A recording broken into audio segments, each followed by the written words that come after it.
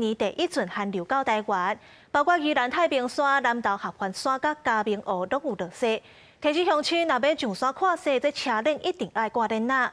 若天气的部分，下暗到明仔载透早是上寒的时阵，中部以北温度上低是剩无到6度，爱到初一的日时，这温度才会豆豆回升。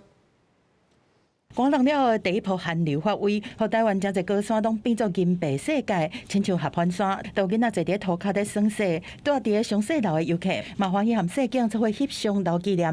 目前持续下雪中，积雪的厚度达10公分，松雪楼目前气温零下1度。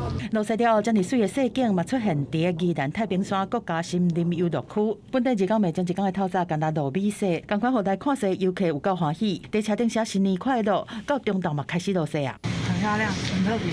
另外，伫向阳山透早嘛落雪，对嘉明湖的山屋到嘉明湖拢有积雪，来爬山的山友嘛较紧甲落雪景色翕落来。过来，过来。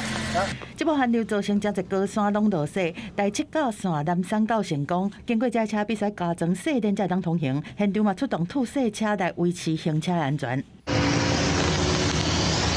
路面出现结冰及降雪情形，淡水员警于清晨即配合公务段启动管制措施，执勤将疏达。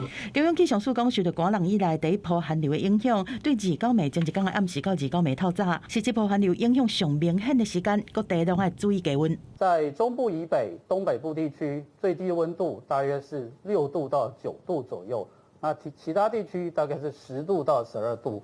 那沿海空旷地区还有近山区的平地，这个温度可能还会再更低一些。气象署讲，对初一日时开始，各地温度就开始回升，西半部都要注意日时和暗时温差真大。但是到初四和初五受到东北季风的影响，温度会搁一摆开始降。初六落南的冷空气强度是特别到大陆冷气团，都要注意气温的变化。记者综合报道。